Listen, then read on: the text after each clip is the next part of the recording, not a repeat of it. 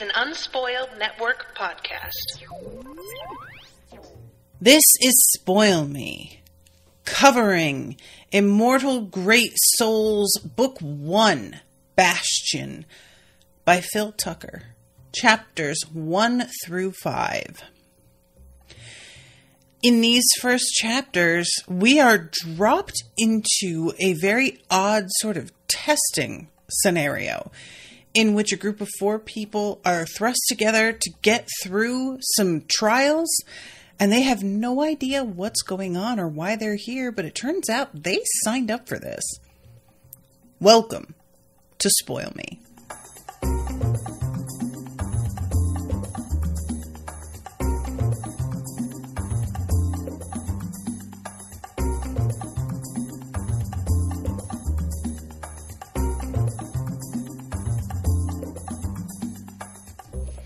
Welcome to the show, everyone. I am Natasha. Thank you very much to Dan for commissioning this episode. Dan is here in the chat with me. Thank you for being here, Dan. Dan commissioned the entire first book, so I always enjoy getting into something knowing that I'm going to be able to be satisfied by finishing at least the one book, and that I will have consistent coverage of it, and I'll be able to keep reading steadily, because sometimes there's long breaks when people commission one at a time. I have nothing against doing that, but it can be agonizing to have to wait a long time to record on the next episode. So I'm excited that I don't have to do that this time. This book, so far, I'm going to give you my first impressions on how I'm feeling about it. I am very, very relieved at chapter 5 that we are given immediate, if sort of vague, reasons why what is happening. Because I have to admit that I found myself disengaged in the first few chapters. On paper, it sounds like something that would grip you right away. Somebody wakes up, doesn't know where they are, how they got there, anything about their situation.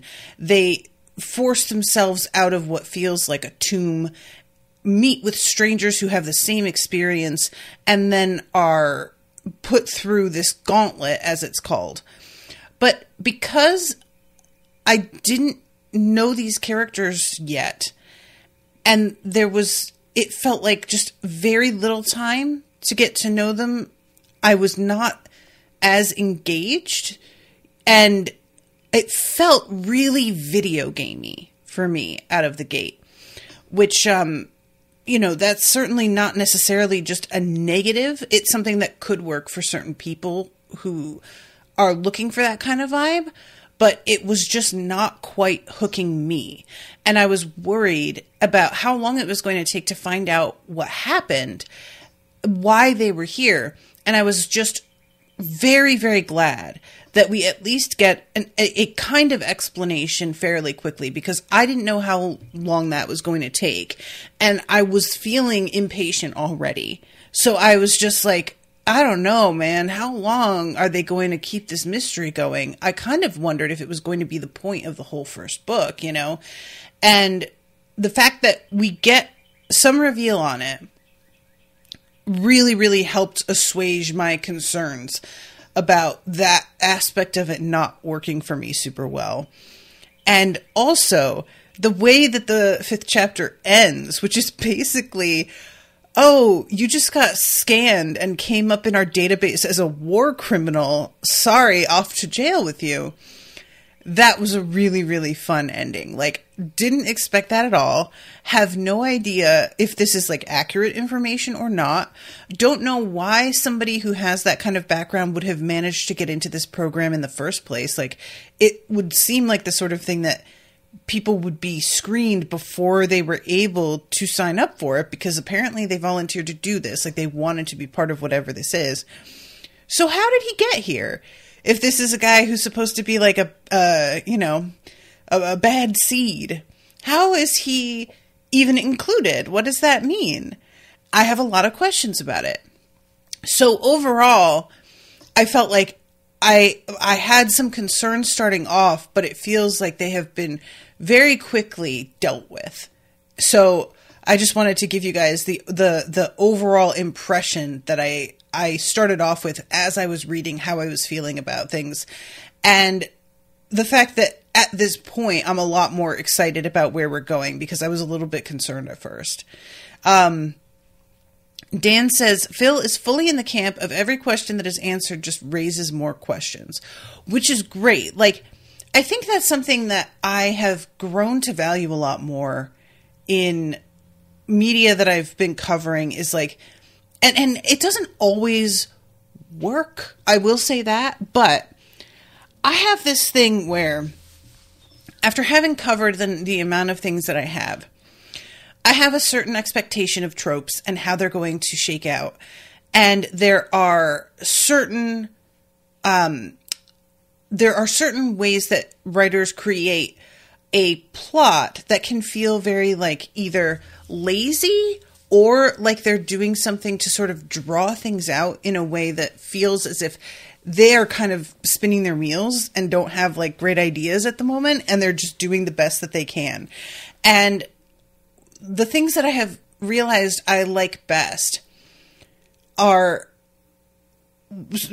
either books or TV shows that set up a question, which makes me think I'm going to have to wait forever for an answer. And it turns out, no, they're answering that question almost immediately. And I don't have to just sort of like get through a bunch of other stuff before I get a satisfactory answer, because this was only one question out of a myriad of others, which means that the plot is actually bigger than I realize at the time, which is always a really welcome surprise. I don't need plots to be huge and overarching for them to be satisfying.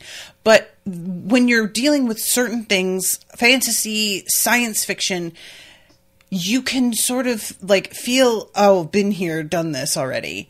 And it's really, really nice when somebody manages to sort of pull the rug out a little bit and be like, oh, you thought. And I just love it, you know?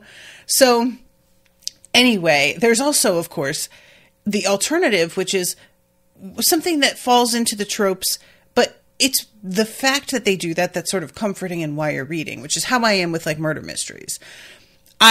Not that I dislike having the rug pulled out from under me with a murder mystery, but to a degree, I read cozy murder mysteries for the tropes, for the knowledge that the bad guy is going to get got in the end and that we're going to find out everything, you know. So there's an appeal to both, but usually with what I cover, it's much more exciting for me ongoing that if something is able to keep me surprised and on my toes. Okay, we're going to back up and we're going to start with chapter 1.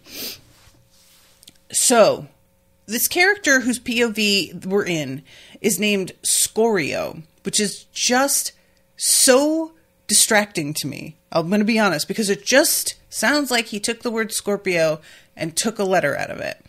And then there's a character a little bit later who turns up, whose name is, what is it? Leah? I'm trying to find his name. Leoness, which sounds very close to either Lioness or Leo, and it's feeling like we're doing a sort of astrological thing, which I don't think is true based on the other characters that we like wind up meeting in their names. But it also was giving a little bit Scorpius, Draco's son in Harry Potter in the what do you call it? Epilogue. But yeah, this name I did find kind of funny. I'm not going to lie. I just want to really be like straightforward and honest. The combination of this character's name being Scorio and the cover of the book being so very dramatically sort of anime feeling, it predisposed me to feeling a little bit like eye-rolly about the book, which is unfair, but that is sort of the way that it tends to work. We judge books by their cover. There's kind of no avoiding that. It's just something that happens. And I just really want to be honest with you guys about that, because I can't just pretend that I don't have certain reactions and preconceptions about things. But that said, I am aware that's where my like preconceptions are coming from, and I'm really trying to fight against that and not let it just like weigh everything down, because that's not fair, and I recognize that. So Dan says, holy shit, that has never crossed my brain.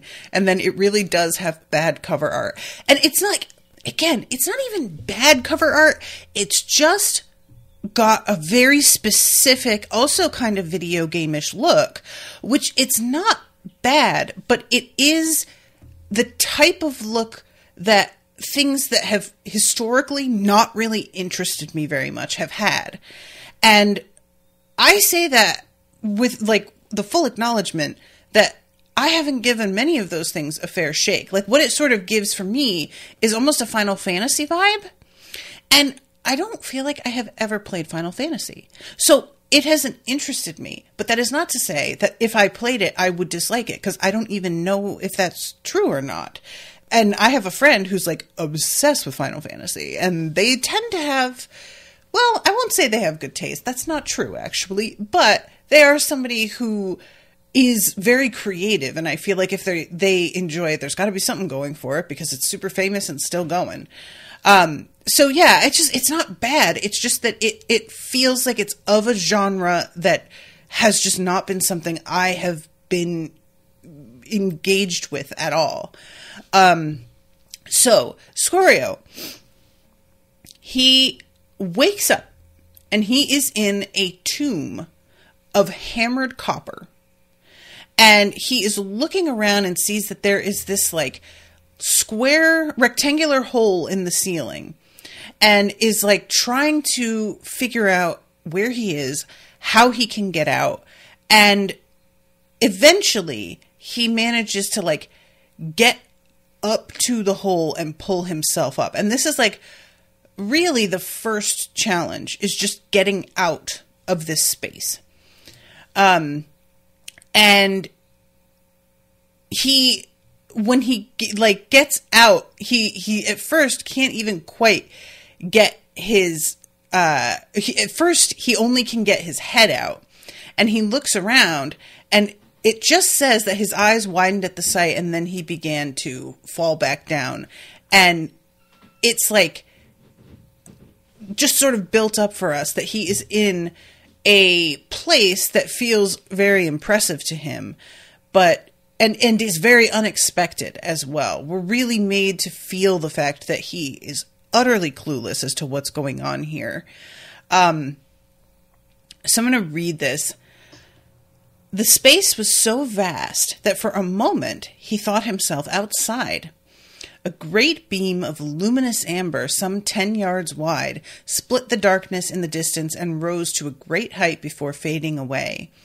It shone like a slice of sun, richly golden and pitiless, inhuman in its scale and without detail or depth.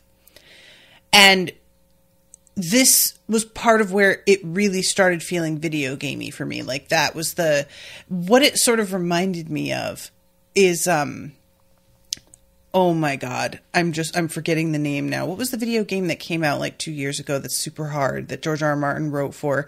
And there's this huge like glowing tree that's sort of at the center of everything. And it is of this like scale that is just difficult to really comprehend when you're walking around in the game and you see it in the distance. It throws the scale of everything around it kind of off a little bit.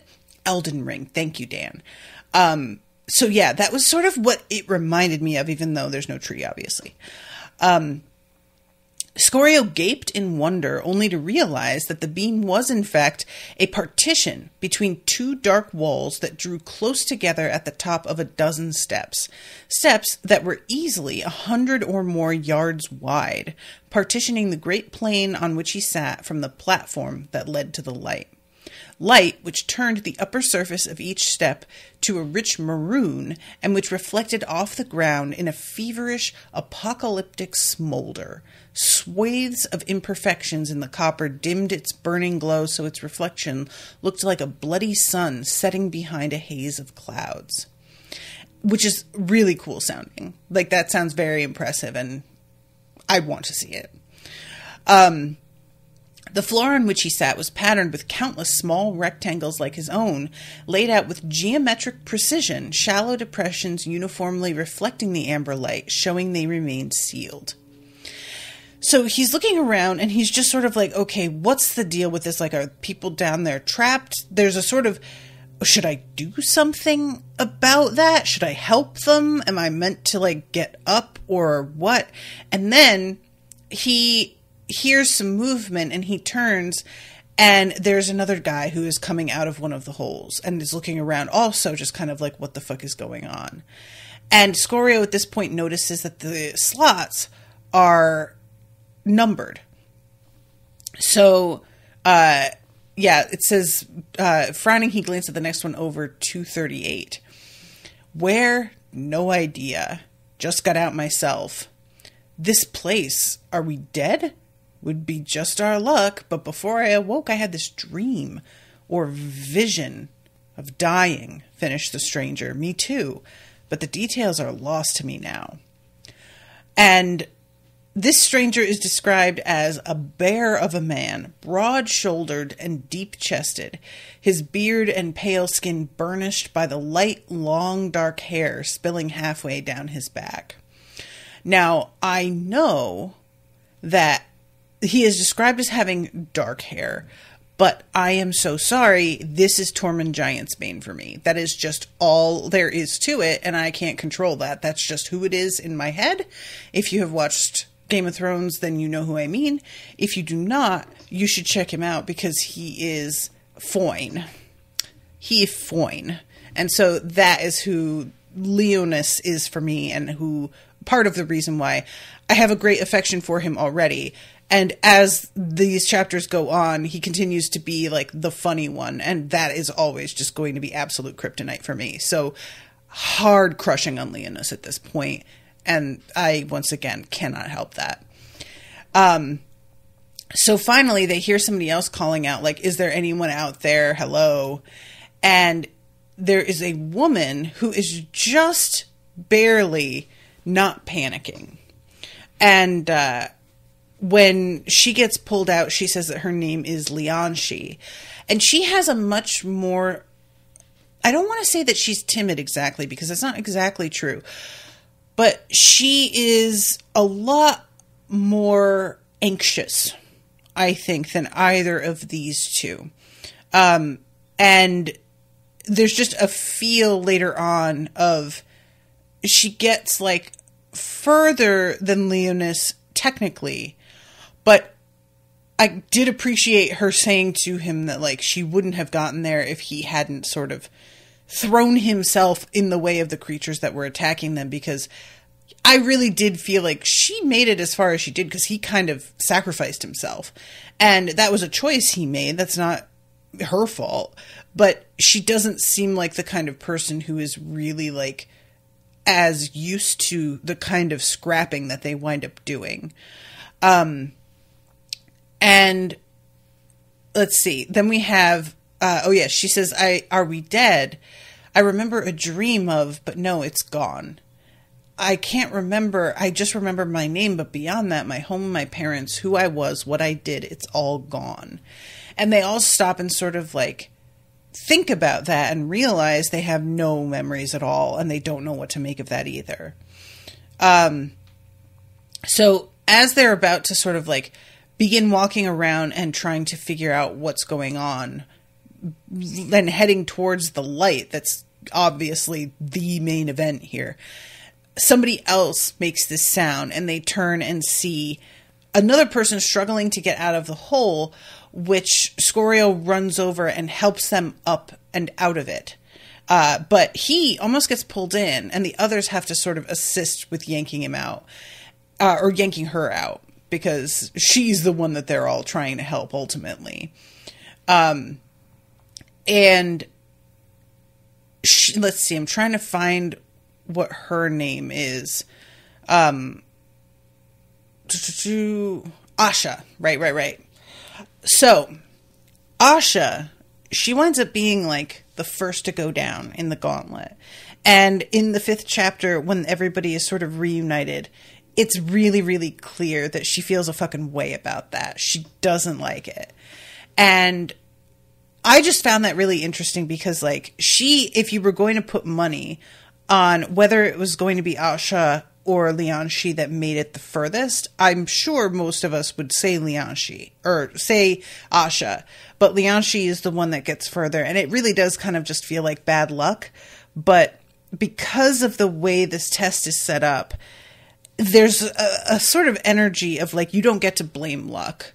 It's frowned upon. You have to take responsibility for where you wind up and when you die, in a way that's like really difficult because they have no warning. And sometimes you're going to survive because somebody else just made a mistake. But that's also sort of how life works, I guess. So it's not fair, but also, like, is anything really, you know? And then we have this moment where Asha says, do you keep feeling like you're reaching for something that's not there? And they're all like, what do you mean? And she says she can't explain it.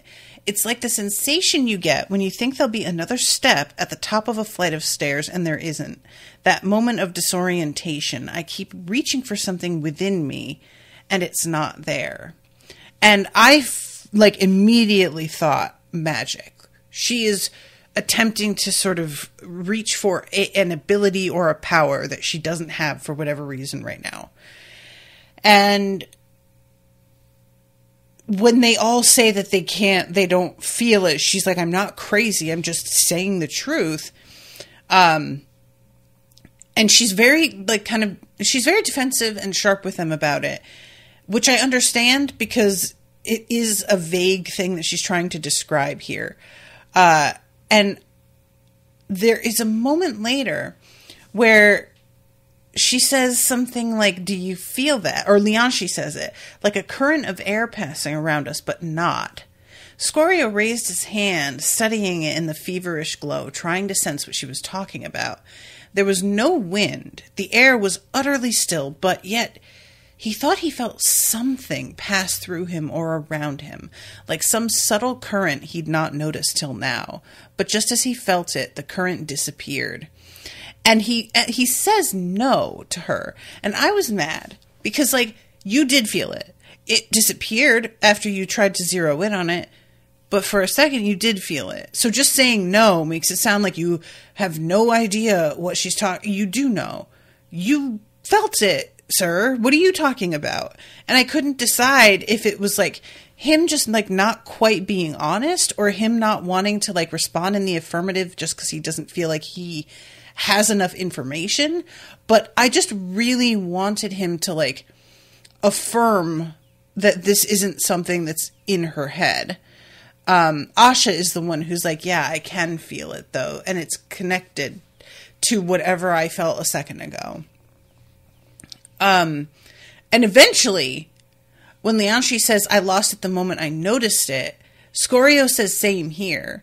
But I was like, well, then why did you say no? Come on, man. Come on. Share your information. So they get to this beam, and Lianshi is saying, do you think that there's a god on the other side? Because again, they are kind of thinking at this point that they're dead. And Leona says, I don't know which god. Do you remember any names? None, she admitted. And Scorio thought he heard relief in her voice, which I thought was sort of curious. What is that? Like, why does she want to not remember God's names? It feels like she's got some sort of fear about judgment or bad experience with gods or religion or something. And it's just sort of like, it's interesting because she can't actually remember anything about her life, right? But she still has this response. And I was just sort of like, if it's deep enough that you feel it even when the rest of your memories are erased, that seems important, you know? So Scorio stepped right up to the fiery wall and realized at last it was neither a tangible object nor a gap, but rather both, a veil of burning light rising before him, but through which he could only vaguely sense space, a continuation, a passageway. So he touches it, and he can feel that there's enough room beyond that he can go in, And somebody sort of speaks to try and stop him, but he just goes ahead. And he comes out into this chamber, which just looks really like... It made me think of something like Texas Chainsaw Massacre. Rusted walls, a dirt floor, heavy shadows. Like, the whole thing felt very horror movie-esque. And as soon as he comes through, something like tells him to fucking dodge, get out of the way, which he does. And there's something that clangs into the wall behind him as soon as he does it, which would have impaled him. And then we have this. He stared dumbfounded, even as a part of him reached within his being, seeking to grasp what? He didn't even know. It felt like an instinct without a home. So he's experiencing this in response to danger, which for me was like, okay, he used to use magic, like, in combat. And that was why with this other person, she was able to sense it when they were, like, kind of at rest, and he wasn't, which made me kind of think, interesting. So he doesn't reach for this unless he needs to either defend himself or inflict violence, which tells you something, you know? So let's see. The glowing amber wall was gone. In its place was a wall of dull iron streaked with rust. A small fleck of bright steel shone at roughly chest height where he'd stood. He went to rise when a shape emerged from the iron wall, pushing through it as if it were insubstantial. And it's Leonis. Just as he comes through, Scorio says, "Watch out." And Leonis pulls aside and the projectile comes through. And Scorio is like, we have to warn the other, but it's too late. They're all coming through. Lianchi is blinking, but Asha's eyes are shut. And he tries to tackle her, but it's too late. And she has been impaled and winds up dying.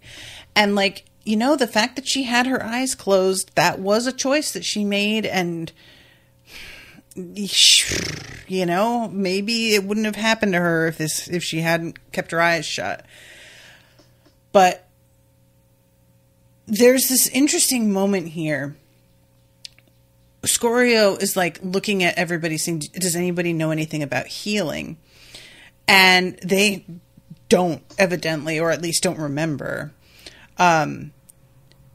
He jerked his gray overrobe off his shoulders and struggled out of it, some mad thought of wadding it into the wound filling his mind.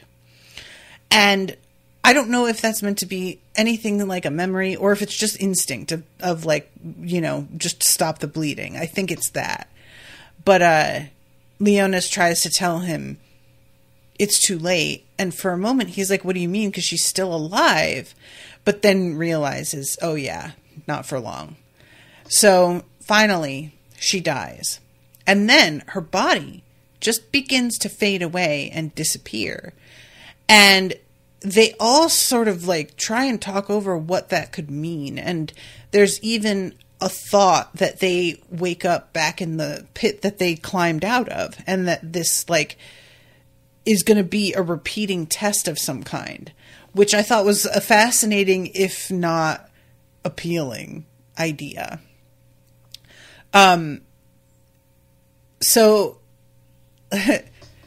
after the vast space of the first room, the immensity of its scale, and the vivid lighting of that amber beam, the chamber seemed cramped, mean, and utterly unimpressive, which is part of like the insult of being killed here, you know?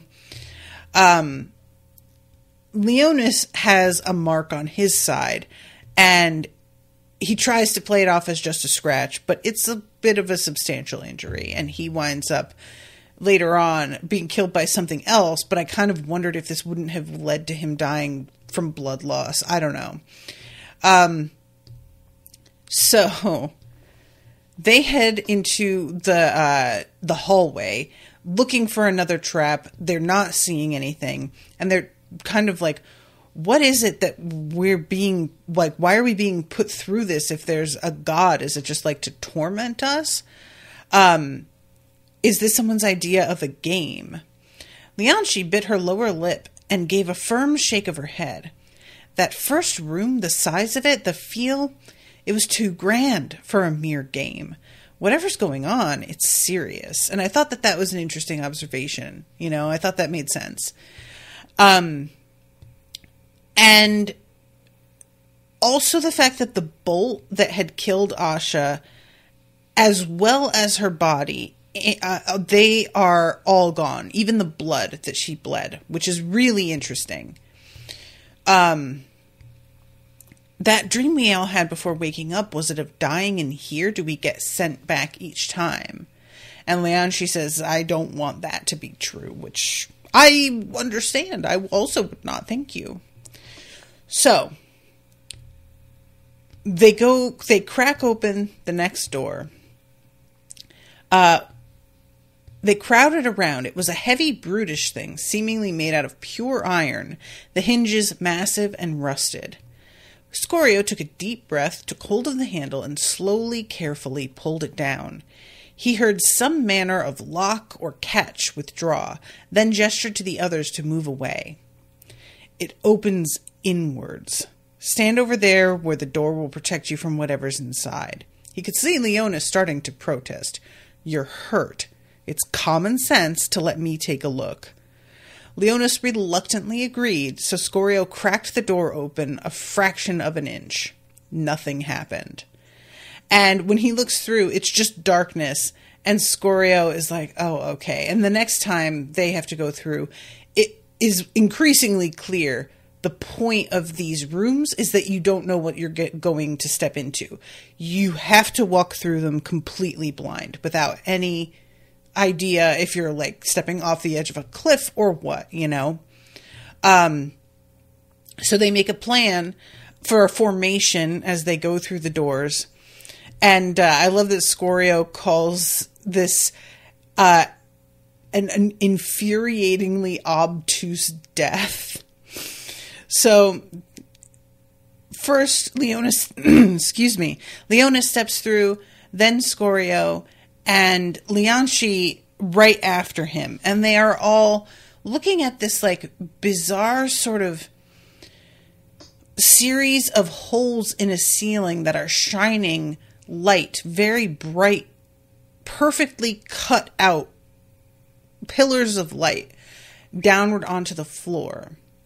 And then something the size of a child passed through one of the corner columns. A flicker of movement, a hint of an enlarged angular ear, a scrawny body, a quick serpentine undulation behind it as if it possessed a tail. And this was why I was like, they noticed this, and the only person who really says anything is Lianshi. What was that? Did you see that? What was it? She's just a lot more willing to show her anxiety. Not that Scorio and Leonis don't feel anxious, because Leonis sees it and is just like, okay, we're going to stay put.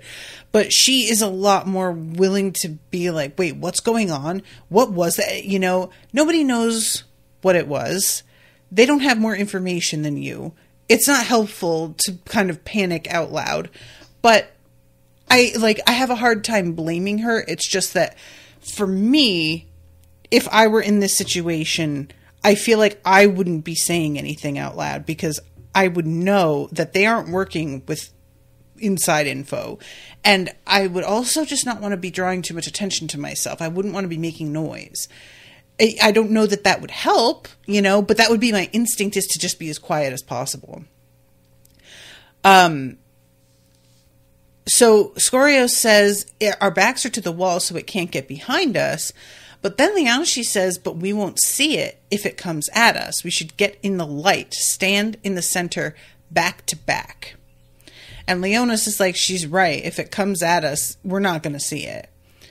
And then the small creature leaned into the light, slowly, deliberately, revealing its hideous visage, a face out of a nightmare.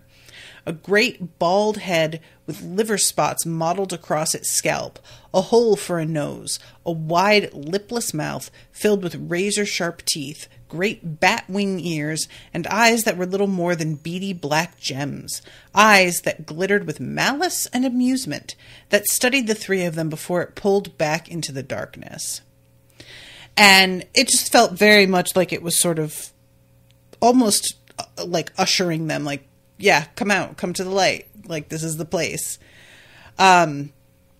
So I won't do like a blow by blow here of the fight, but suffice to say that these things, while not being large, are strong enough, and there are enough of them that it is a problem for them to fight them off. And they aren't super easy to kill. Like at one point, Scorio just like tosses one really hard against the floor, and it simply just bounces and gets right back up and comes at him again. And there's a real sense of like, really? That's it, buddy? Like, that's the best you got? And it's Leonis who smashes them and manages to kill them, but not before he himself has one at his neck, like ripping a big chunk out of his throat. He fell to his side, the beast writhing in his arms. Then Lianchi was beside him, hammering her fist down over and over against its head, not really hurting it, but keeping it from getting back up, from twisting around and breaking free. A roar sounded, Leonis hoarse and furious, and he lurched up and dropped down upon the monster, his entire weight behind his elbow. The blow was a terrible one, and Scorio felt the imp shudder and go still as the architecture of its skull collapsed, which I really liked that line a lot. So I love this. Leonis says, "I'm fine, just need a moment." And for a few seconds, he lost focus, staring past Scorio, then came back to himself. "Just need a moment and a new neck." Scorio laughed helplessly. "I'd give you mine if I could." Leonis didn't seem to be in pain. His face was weirdly swollen and pale.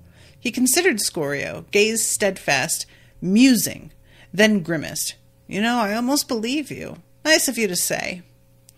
Emotion suddenly caused Scorio's throat to close up, and he leaned over Leonis, a hand on his chest. "Don't leave us, man. Come on, please. Don't go." "Apologies." Leonis' voice had grown thick, grown slurred.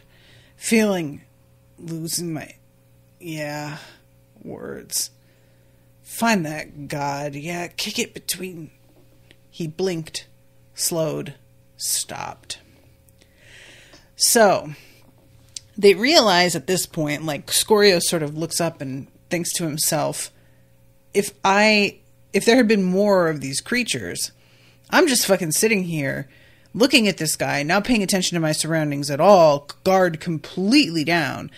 They could have fucked us up. But evidently, there aren't any more of them. It seems there was one per person, and that felt like too much of a coincidence. Just seems like this is definitely something testing them in a very specific and calculated way, like they are being observed. So he and Lianchi take turns like bandaging one another up. Don't do a great job, but it's just sort of the best that they can do. They have to tear up some of their clothing in order to make it happen. And it says, whoever runs this place or designed it doesn't want us seeing into the next chamber. It's definitely starting to feel like a test. And they decide to step into the next one with the same sort of formation as before. She shuddered, then before Scorio could protest, she stepped into the shimmering light and was gone. He bit back his annoyance, having planned to go first. He thought for a moment of Leonis, the large man's grin, his steadying presence, and how quickly he'd come to count on his being there. With a deep pang of regret, then a centering burn of cold rage, he stepped into the light. So, they go into this next room, which is a very long hallway that is it's described as like disorienting at first. There's a path of gravel that goes right down the center, and there is a door at the end of it, which very clearly seems to lead into whatever the next challenge is going to be. And there are bands of light on either side that are like shining down on raised walkways. And sort of the question here that they have to go over is, because there's no immediate monster, there's nothing that they can see that's dangerous. So they know that whatever is going to happen is something that will be triggered by their moving forward. And they have to decide whether it's better to go down the center pathway where the gravel is, or whether it would be better to go up on one of the walkways on the side. And how there's not anything to give a clue as to which one of them is the better option. And I was really curious because, if you were in this situation, which would you pick and why? I'll be honest. I think what my instinct would be is to take the gravel path, but like army crawl it on my stomach, which isn't a great instinct, because when you are on the ground in that sort of position, you really can't defend yourself. If your back is wide open, that's not a good defensive position. And you really, it feels for me, want a defensive position in this scenario. But all I could think was that something was going to come out of the walls. And that was just my immediate, I was feeling like this seemed Indiana Jones-ish, and that there were going to be darts or something like this, And it turns out that whatever it is coming out of the walls, but it's unclear to me exactly how they come out and whether or not my method of going on my stomach would have worked. I don't know if you would be low enough to the ground, if they would just go over your head, if that would happen, or if it would be like just slice your back up and you'd still bleed out. It would just not hit you through the center of your body, so it would take longer. But suffice to say, they decide that they are going to each take one side and go up on the walkway. So let's see. And it's Lianxi who sees that there are like incisions, tracings on the walls. So I was even more surprised that when she saw that, they decided that they wanted to choose the walkways that are closest to the walls. I just couldn't help but feel like those have to be part of the thing, and I would want to be as far from those as I could get. But in the end, it sort of seems like the way they chose is the better option, because otherwise, if you're in the center and you're not crawling on your stomach, you're just going to get hit twice as much because it will be reaching you from both sides. So let's see. I should go first. That way you can see what happens to me and learn from it. She leveled a flat stare at him. Why should you go first? I don't know. He shrugged. Just feels right. She raised a finely arched eyebrow. He considered. Maybe I'm getting tired of seeing people die. That I can understand. I say we go together. If there's one trap or enemy, that might increase our odds of getting through. And I thought it was interesting because my instinct here was that he thinks he should go first because she's a woman. And that he doesn't have the language to articulate that anymore because his memory is gone. So there's still this sort of like vague, you could call it misogyny or you could call it chivalry. Either way, that it's still sort of embedded, but he doesn't really like understand it anymore to even explain it, And because of her response, it seemed as if she sort of knew that's where some of it was coming from. And later on, there's a comment, between her and Leonis where it felt like she was pointing that out again. And I was like, okay, yeah, I think that's what's happening here. But, so they go together. And let's see, I'm trying to find the spot where they start because they have a chat here about like the sensation of reaching for something but still not really being able to make anything of it. And they decide that they're going to run. Scorio leaped down to the walkway and plunged into the first band of brilliant light. No pain. The light was harmless, but immediately he sensed movement, heard a metallic whisper, glimpsed something whipping out from the black slashes in the wall. A gleam of steel, thin as paper, rippling fluidly as it curved out at him, slashing up in a great arc from the shins to the waist. He hurled himself forward into a dive. Momentum carrying him forward right into the next band of light before he could stop. The black whisker-thin lines came to life as another blade was triggered. The urge to cross his arms before his face to block it was overwhelming, but instead he dropped up to his ass, falling backward to slide under the shelf of wicked steel that flashed out, nearly taking off his head. He crashed down to the floor, slid out of the light, and cracked the back of his skull as he did so against the stone. And this moment, like, when he stops and is trying to, like, sort of orient himself, I was looking over, like, metaphorically speaking, obviously, but I was just, like, thinking back to the way that this had worked and sort of wondering whether or not going on his stomach would work here. And I have to assume it wouldn't, because it would have occurred to both of them if that were an option.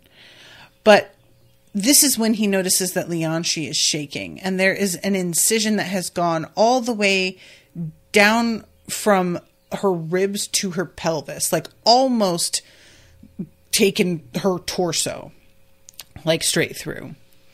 And she says, "You can make it, stay on the walkway," and dies. And then she disappears. He wheeled around to face the remaining 4 bands of light. The urge to just stride down the gravel path was overwhelming, but she told him to stick to the walkway. Why? He stared blankly at the walls and then realized they'd each been attacked while running down, but only from one side. Perhaps moving down the gravel path would trigger both attacks at once.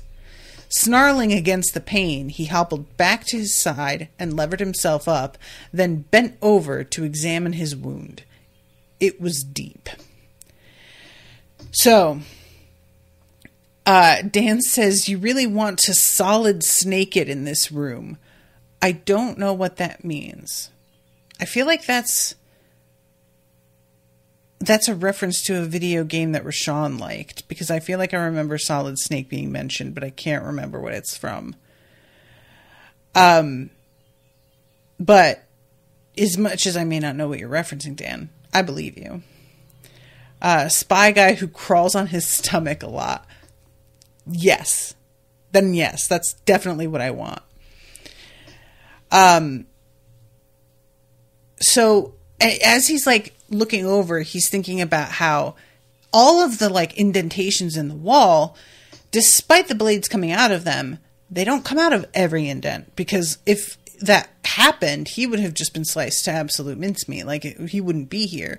So, like, maybe there's a way to guess which of them do.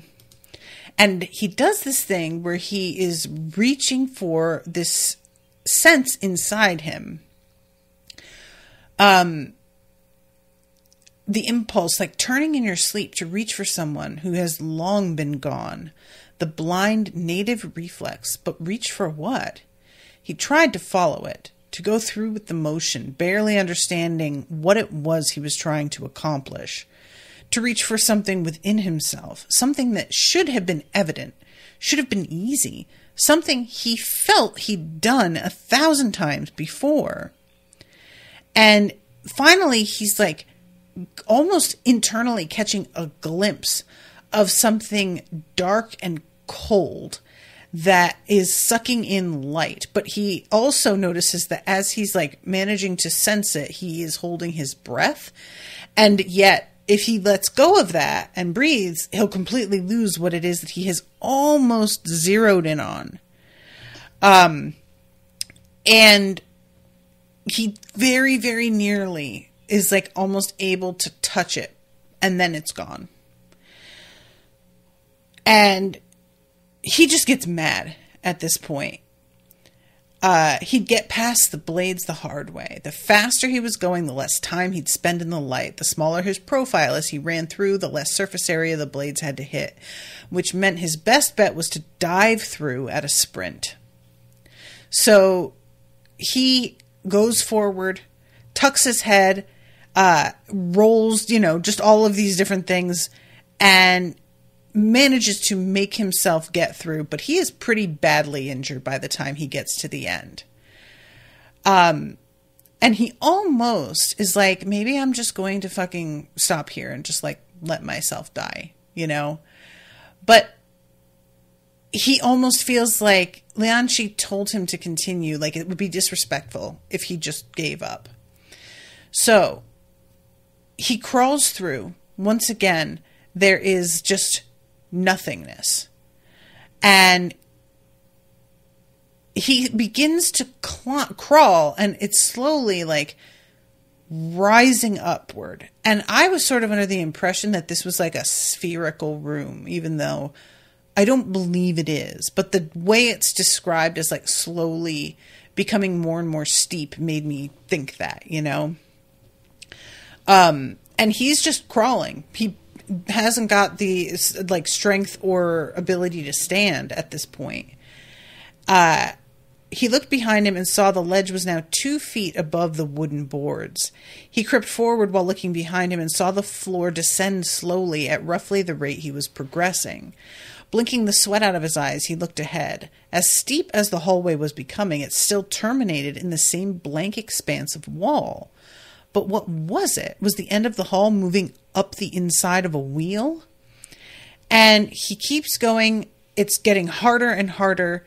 And he finally spots this hole and is like, oh, okay, this is it. I can climb out, but how the fuck am I supposed to get up there?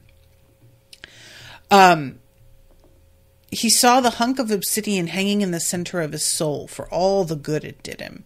Then Scorio began to stand. His legs shook like reeds in a storm. He had to climb up the wall, leaving dark blood marks on the gray stone. And he's doing his best, and it's just too fucking steep. And gravity takes him. He falls and plunges into darkness, and he dies. But then, the next chapter, 5, he wakes up, and he is in this hall, dressed in what sounded to me like something like a Greek god would wear. And he's on this sort of plinth. And when he looks around, there's a lot of plinths around, but not all of them have people on them. So there are thousands of them, as it's described. Most of them were bare, their glorious surfaces dusty and still, but hundreds more bore others like him, all of them young and dressed in plain white robes girded with golden ropes. As one, they were sitting up, gazing about themselves in confusion. A few brows furrowed in anger, others in fear, and a few in defiance. So he's looking down at his hands here, and then he hears a voice and turns and sees Lianshi, and then eventually Leonis, and then Asha. But Asha doesn't interact with them at all. She clearly just has some sort of shame about being the first one taken down, and so there's a really heartfelt reunion between these three. But Asha isn't really a part of it. And then we have this dude who comes, there's a sense of him being kind of a shit as the scene goes on. But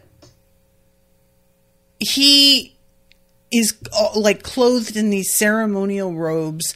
He has a blade and a shield and is speaking without raising his voice, but they can all hear him anyway.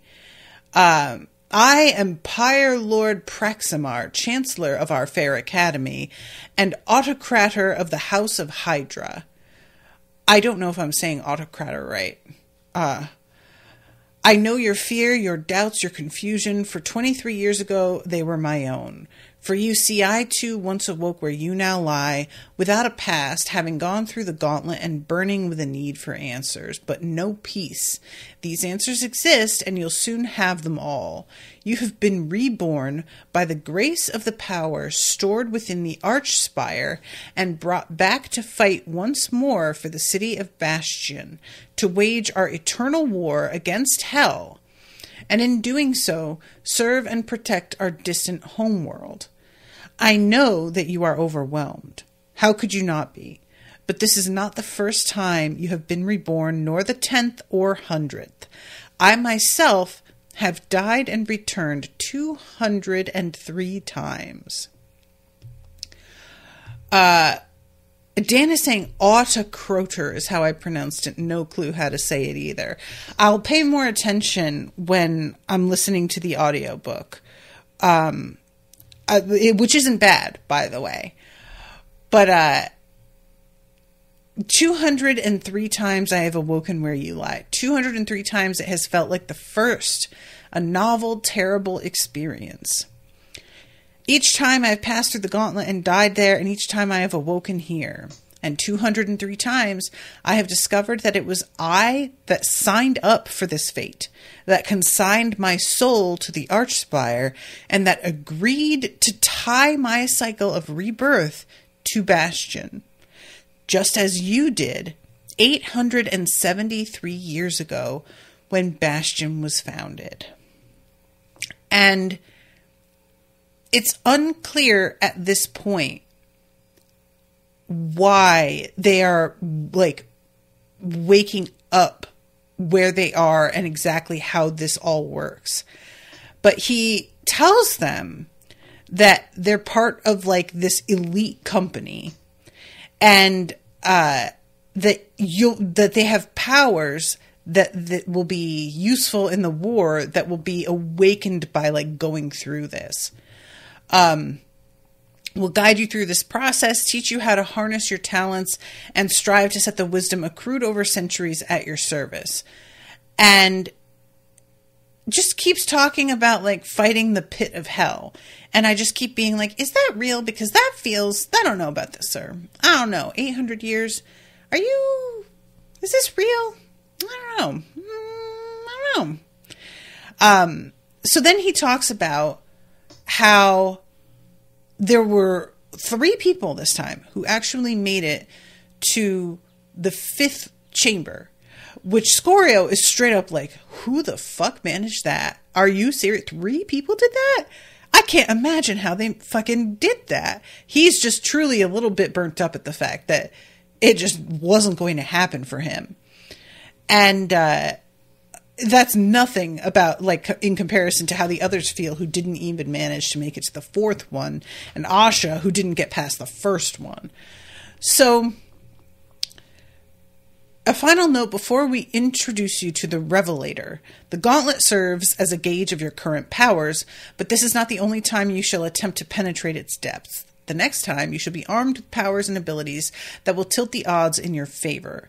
Of course, the rooms get progressively more difficult the deeper you go. For your personal accounting, you earn a point for each room you manage to enter. Thus, 3 of you earned 5 points in all, while 23 who died in the Chamber of Balance earned 4, and so forth. There's also a team score. And they figured out that they got 2.5 as their team average, 10 for the whole team. And the Chancellor says, I'm asked the total number of points that may be earned, and the answer, as best we can determine, is 1,440. And Leonis just says, I quit. I did find that very funny. So the other reason to pass you through the gauntlet is to determine how much of the power the Archspire harvested from your previous lives shall be apportioned to each of you. Each time a great soul dies, their soul is gathered by the Archspire and held until the annual reincarnation. A portion of that soul's accumulated power is collected, then distributed to the new souls. The further you progress, the more deserving you're seen to be, and the greater your head start at the beginning of your journey. To which Leonis says, I knew it. I'm never helping anyone again. To jump ahead a little bit, because I'm out of time, actually, I do want to read the descriptions of some of the people who made it into the fifth chamber. So the first person is Jova Spike, who comes forward, and she's got half her hair is shaved off and has just a very focused badass look. And she doesn't seem happy about this whole situation, which they're all sort of wondering, is she pissed that she didn't make it further? What's the deal here? He said, and he greets her and says, everyone alive today remembers your meteoric rise to Charnel Duke and how you helped Last Rock withstand assault after assault over the past decade.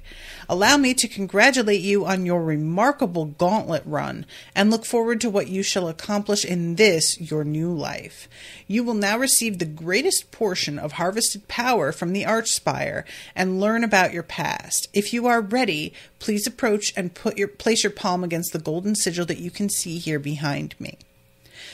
So she does this and gets this expression on her face, and the thing announces, Jova Spike, once known as the Queen of the Crimson Coast, the Enduring, the Sovereign Light, and Avenger of the Lost Veil.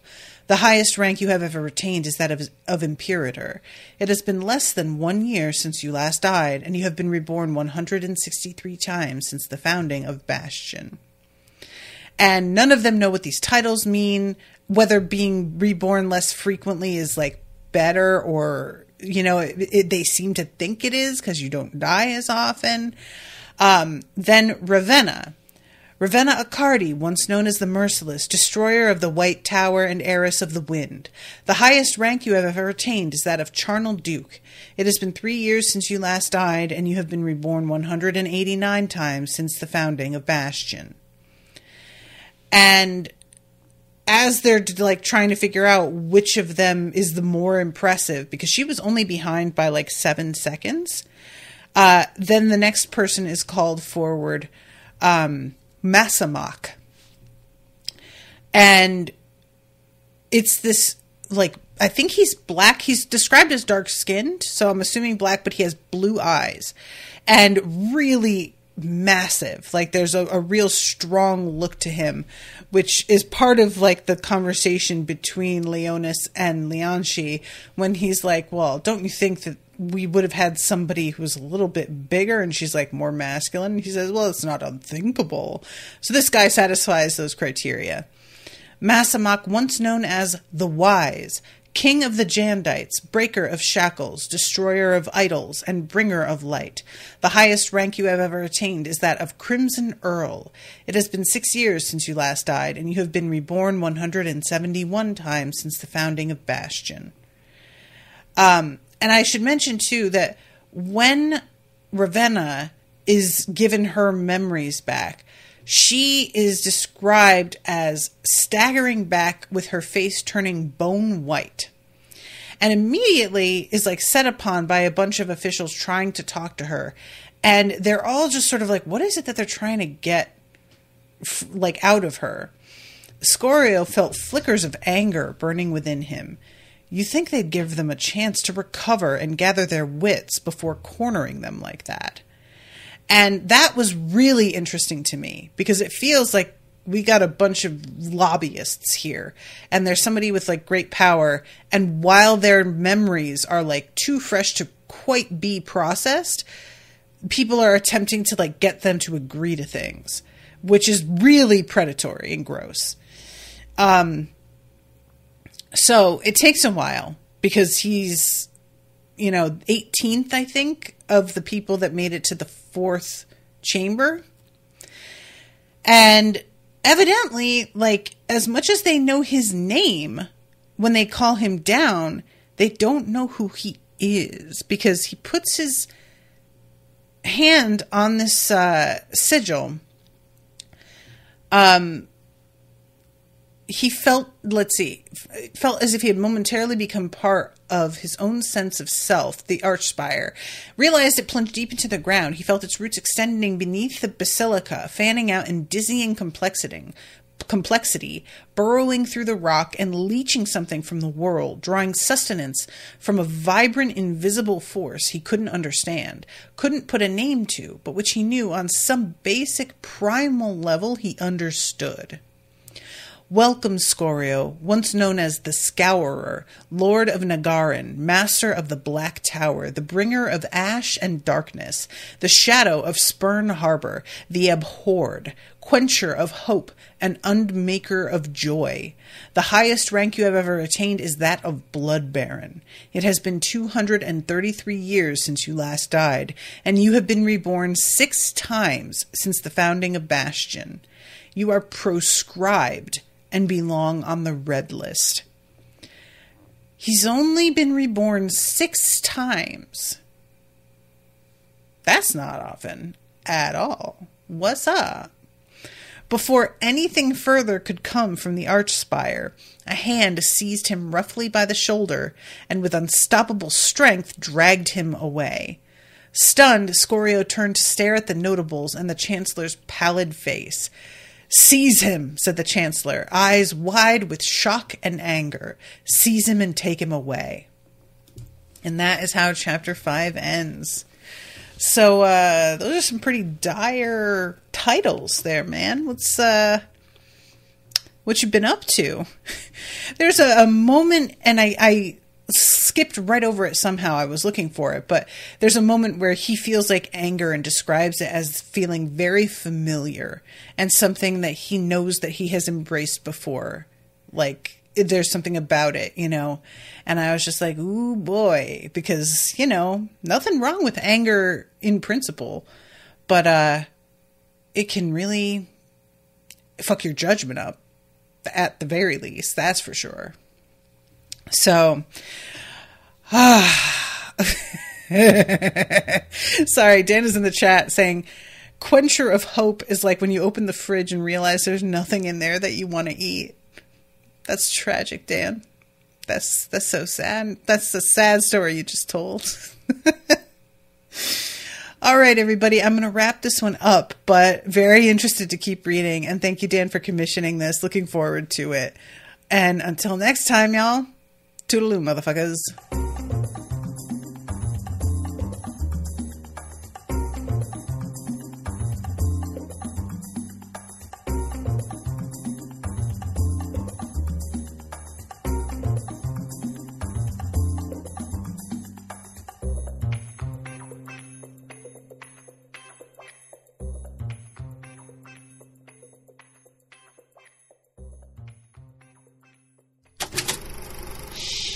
That was an Unspoiled Network podcast.